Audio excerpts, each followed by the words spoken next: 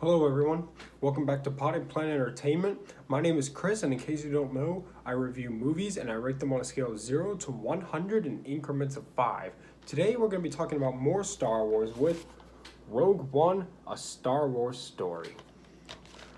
Rogue One was released in 2016 and it stars Felicity Jones, Diego Luna, Alan Tudyk, Donnie Yen, Wen Jiang, Bodhi Ahmed, Forrest Whitaker, and Ben Mendelsohn. It was directed by Gareth Edwards, and it was produced by John Knoll and Jason McGathan. And this movie tells a story of how the rebels got the Death Star plans in Episode 4. During the opening, like the title text that moves on the screen in the Star Wars movies, they tell you that during a battle, the rebels acquired the plans to the Death Star. Well, this movie tells us about those heroes who went into that battle and got those plans to the Rebel Alliance. I'll tell you right now, this is definitely my least favorite Star Wars movie. I still like it, as you can tell, because I bought these. But I do like this movie, but it is my least favorite of all 11 live action Star Wars films for sure. But let's get into my pros with it first. So, firstly, it has great special effects. This movie looks beautiful. Every shot in this movie looks beautiful. The characters are great. I love these characters. Even though I don't love this movie, I love these characters so much. The Cassian, Jyn Erso, Baze, all of them. I love all of these characters. I think they're fantastic. The music is great. Really, really good music, actually. And the action is really great, too. There's a great war sequence that's like almost an hour long at the end of this movie. That's really, really great. And I thought it was well casted. I thought the characters were well written as well, and I thought they worked well together. I liked I really, really, really love these characters, man. I really do. Especially the I forget the name of the robot, but the robot guy, he was really funny. I love that. This movie has some good laughs in it too. It's a funny movie, but it's mostly because of him. He was a really funny character. Let's get into my cons with this. So at the end of the movie, the showdown between Felicity Jones and Ben Mendelsohn, who Ben Mendelsohn is the villain of this movie, is cut very short, and it's not even a showdown.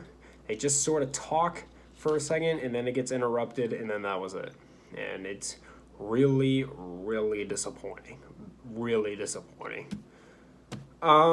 Admiral Tarkin is in this movie, which was really cool because the actor died a long time ago, but they had to CGI him into this movie, and the CGI is very noticeable, very noticeable. It doesn't look flawless. You can tell it's fake. And I also, before the battle sequence at the end of this movie, Baze calls Jyn his little sister. He says, "Good luck." He says, "Good luck, little sister." And if you watch this movie, I don't think they ever say anything to each other in the movie, except for maybe like one thing, if that.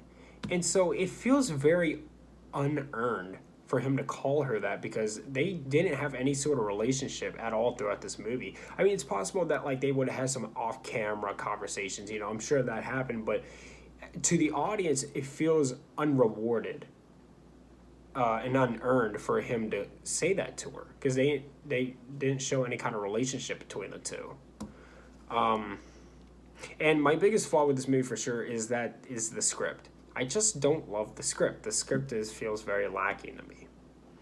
I really don't love the script. But I do like this movie. I really do like this movie. I think it's a very good movie. Well, not a very good movie, but I think it's a pretty good movie. Would I recommend this? Yes. I think it ties in pretty well to the original Star Wars movies. And it actually, this movie ends right where episode 4 picks up. When episode 4 picks up, you see Darth Vader walking through the hallway after all the stormtroopers have blasted down the rebel people. This movie picks up right at that moment. So, right before episode 4. And it's really cool how this movie ties into episode 4 in some of those different ways. There's even like the two guys who were picking on Luke in the bar and Mos Eisley. They have a short appearance in this movie as well, which was pretty cool. But with all that being said, I forgot my marker board. So I wrote it down here. I am going to give Rogue One: A Star Wars Story a 70 out of 100. Thank you so much for watching. Subscribe to Potted Planet Entertainment for more. Hit the like button. Leave movie suggestions down in the comments down below. Follow me on Instagram at Potted Planet Entertainment for channel updates, and much love.